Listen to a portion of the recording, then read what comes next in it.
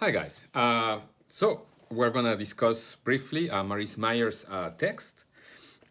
We read two short stories. We read Fugue and then Shop Lady, right? And I hope in this read I actually read Fugue first, then Shop Lady, and then the essay on the LA Review of Books. Which is called How to Fuck Your Neighbor. And I think, I don't know, I've been teaching these texts for a year or so since they were recommended to me by a colleague.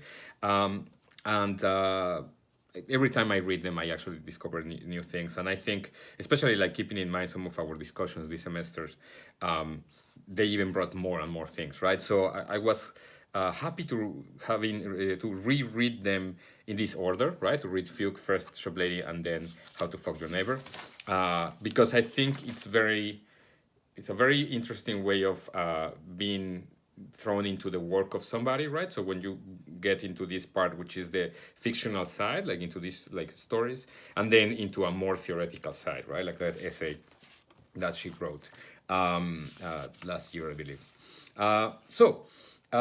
Fugue, just to go really briefly about this story, right? It is a story, and both stories really, I think, something that we should pay attention to them particularly are A, the narrator, and B, the tense, right? The tense it is written. The narrator is not like the second story. Shop Lady has a diegetic narrator, a first person narrator, right? And the first one, Fugue, has a third person omniscient narrator, right? But they're both uncanny, right, in some way. And one of the reasons for this uncanny character is the tense, right? So Fugue, for example, starts with the girl works nights, right? She drives an hour and so on. So it is pretty much in the present tense for the most part, right? Like, which makes it very cinematic, right? Like we feel like we're watching a film as well.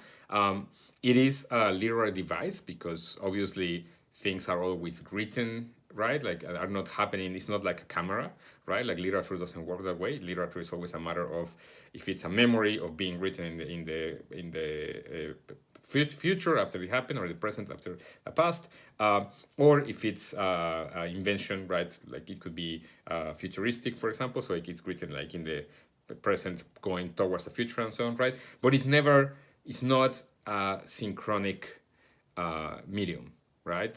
Like video could be the video transmission, streaming, and so on, right? Music could be as its performance on. So anyway, this makes it already interesting, right? Like few, especially because of the themes that we have in this text, right?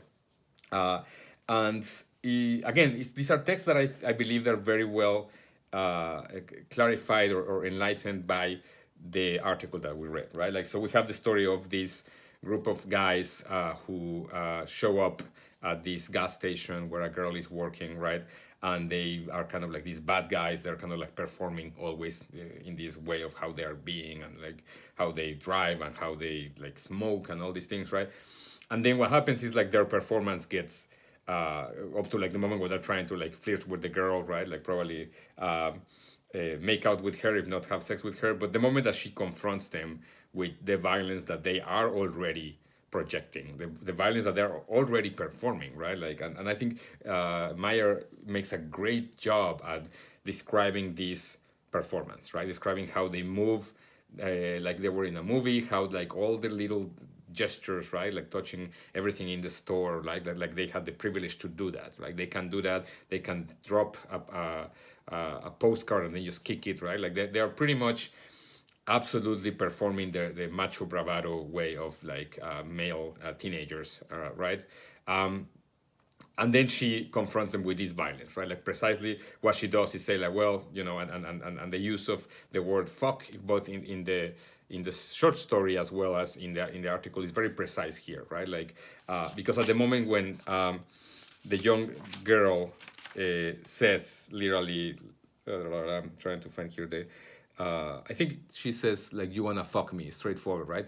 That becomes the moment where the performance of the youngsters, right? Like the teenagers gets broken, right? Because it is kind of like facing of a truth. Like, yeah, in some way they wanted to, but also she's not playing that the performance, right? Like she's not like being coy or shy. Like she's just being like, this is what it is gonna be, right? And then when she starts getting naked and shows like the scars, right, of violence committed towards her, like, and being like, this is what you want to do, like you want to be the logic of your way of behaving and of your way of like courting me supposedly, right, just goes towards this violence, right, and the end of course reveals it when she says like, I'm just this body, like this girl, like, you're three, like it's gonna be okay, like uh and then the paradoxical thing of saying like, it's uh it has happened before, like I've counted six, up to six cars while I was screaming here for help, right, or just screaming, right, as loud as I could. So this text again in that sense is very well read with the article. We'll get that into a second.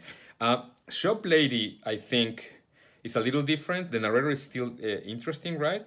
I think Shop Lady, what it talks more about, as we link it to the article, right, is more about this kind of like non-erotic, not necessarily erotic, affective, very strong affective relations, right, with a stranger, with another, right? Like what we have here is a young woman, a young teenager, right?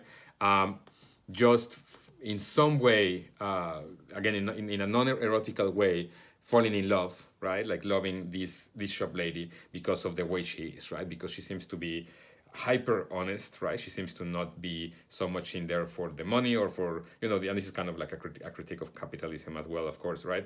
It's not about that. It's not about success, like, making a commission or something, but it's really about helping, right? Like the clients, and again underlining more the performance part of it, like she's, and not in a bad sense, right, like she tries to do it in a real performance of like, I want to help you, right, like even like when she's the narrator says how she will be tired and like how will be like resting her feet for a second, like one on top of the other, right, but the moment a client comes, it's performance time, but again not in a bad sense, not in a sense of fakery, but in a sense rather of this is my performing this way is what's going to help these clients, right, get the right product for themselves or for whoever they want to give it to, right.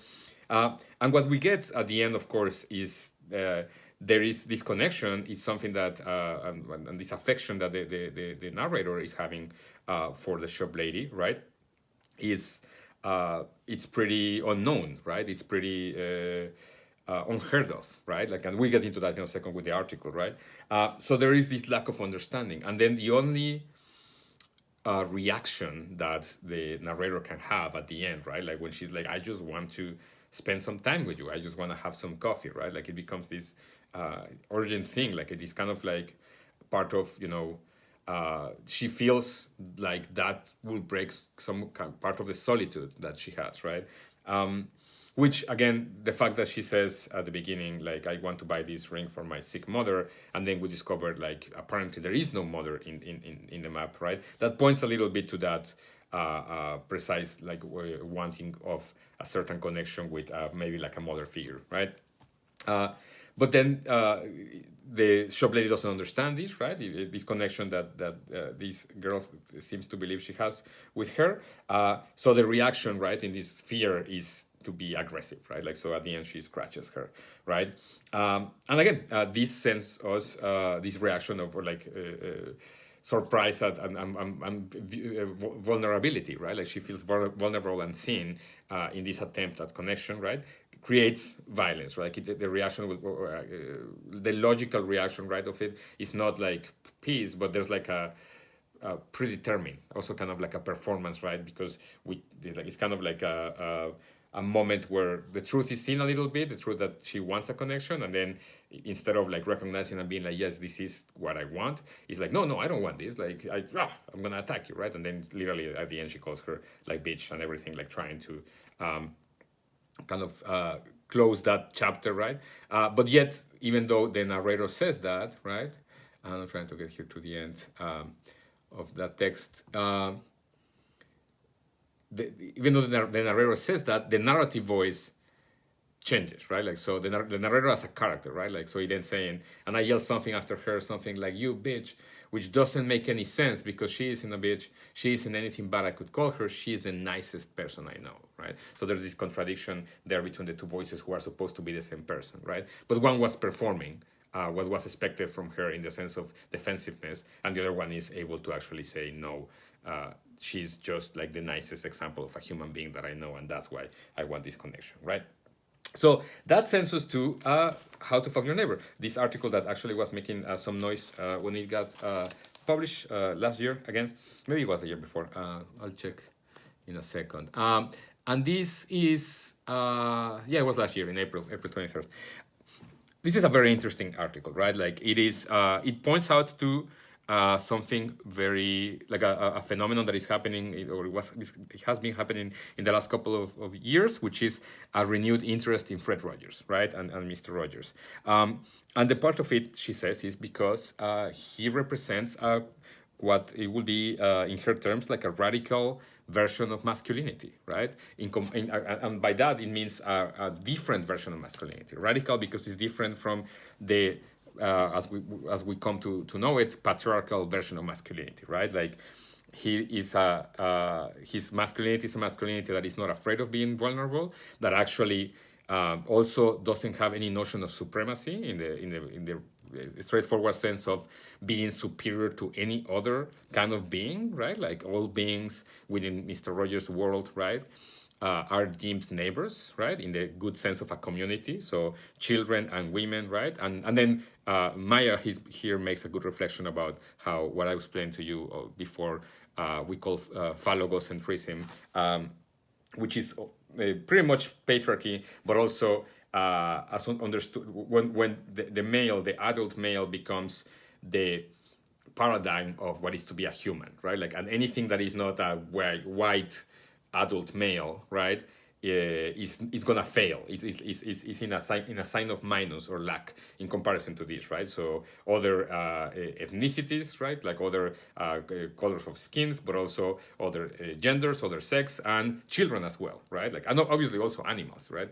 And there's part of that in the story when she talks about becoming an animal as well, or a plant and so on, right? So Mr. Rogers' radical masculinity in this sense is the fact that he doesn't embrace this superiority. He doesn't embrace this idea of the male, white male adult as the standard, right? Like there's no standard, right?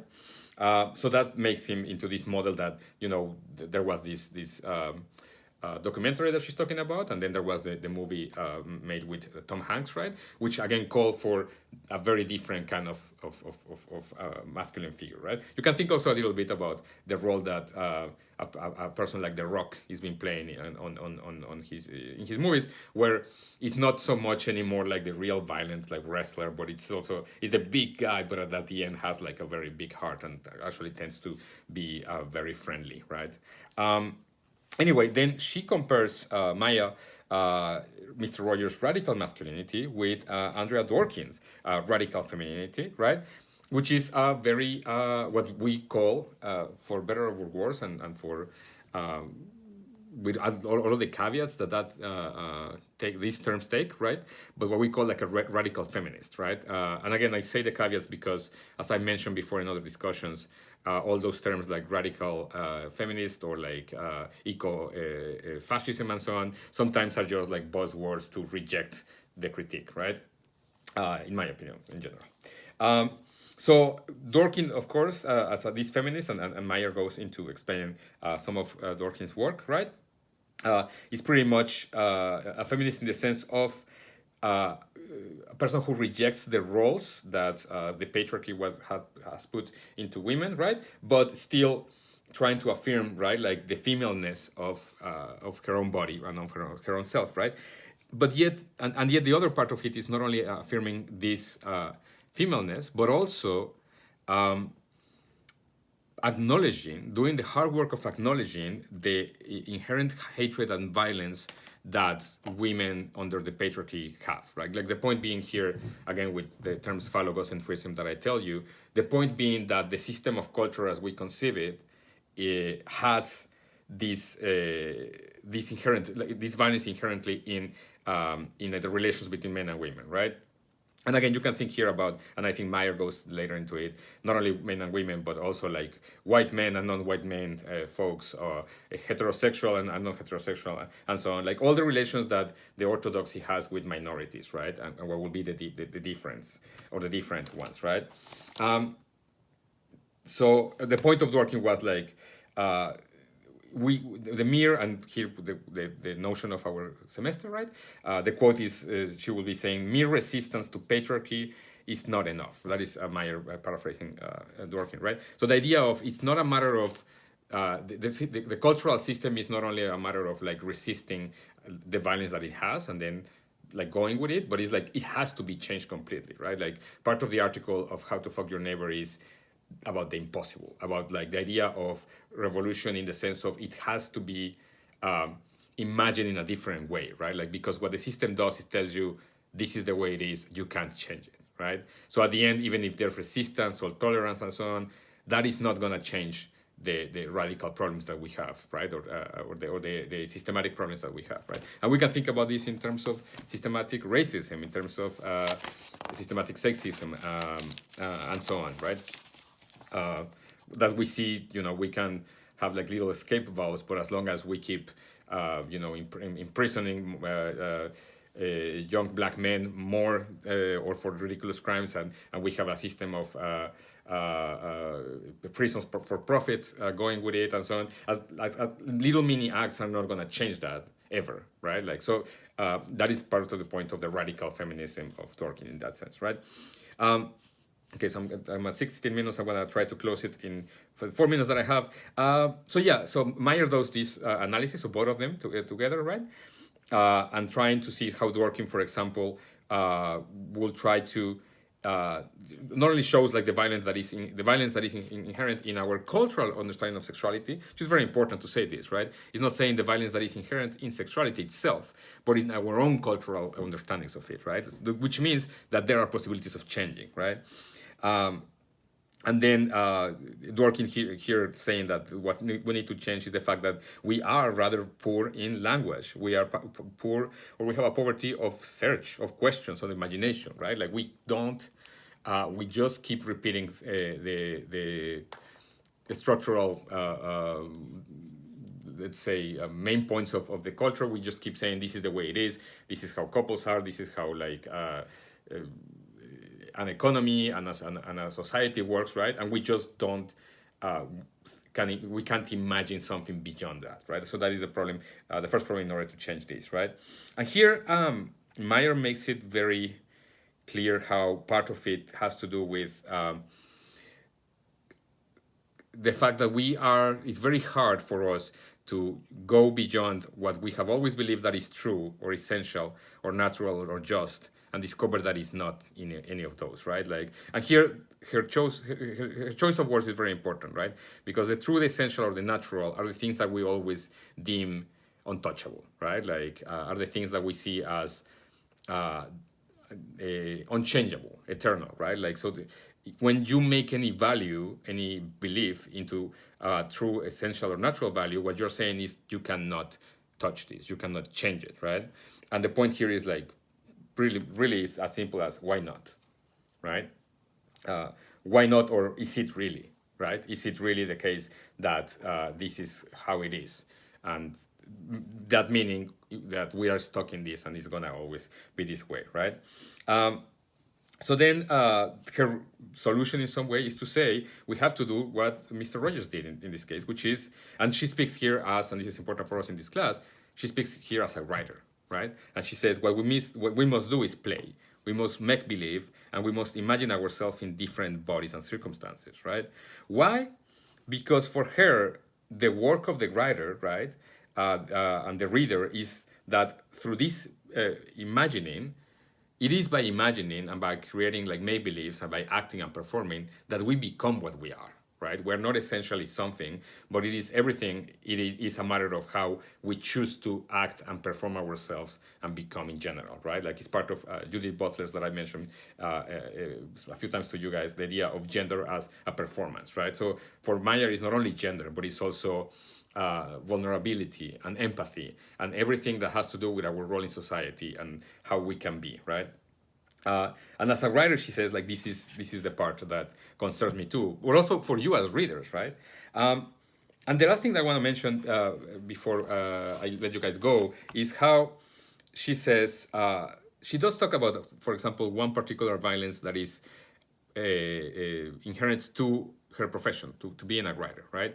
And it is, and I quote, to move away from the violence, and this is her dream, right? To move away from the violence, writers can't help but commit when we try to say that this or that is true instead of something else, right? So she realizes that there is, in writing and putting things down, there is necessarily always a disregard for what is different, or not necessarily a disregard. We can try to regard it, but there's a choice, and that makes it, for when you're giving things to read to everybody, or everybody who can read your language, right? You want to address them in the most personal way, but you're always choosing what to say. You're always choosing how to say it, and that necessarily excludes other possibilities, right? And that's kind of the conundrum of writers, especially of her generation, I'll say. And I think she says it beautifully when she says, as every writer should love her reader, as I'm talking about what she would like to do, as I would really like to love you, right? And this made me think, I don't know, I don't think you guys will follow this, but I follow a guy on Instagram. He's a performer. He got COVID-19, so I got to see him like going through it. He's kind of my age, and then he recovered and so on. But he's in Brooklyn. He's still like in his apartment, blah, blah. And at the end, he says this thing, like at the end of his little things that he does every day, he will play a song. But at the end, he'll say, like, I know this is tough, and you should, recognize the trauma that we're all going through right now, right? Recognize, like, the anxiety and, like, the really hardcore, like, state of fright that we have right now, right? But he will always say, like, not like everything, as Meijer says, like, I can't tell you everything is going to be okay. I don't know if everything is going to be okay, right? But he always looks at the camera, and he has, like, a lot of followers. And he says it, and he looks so freaking sincere.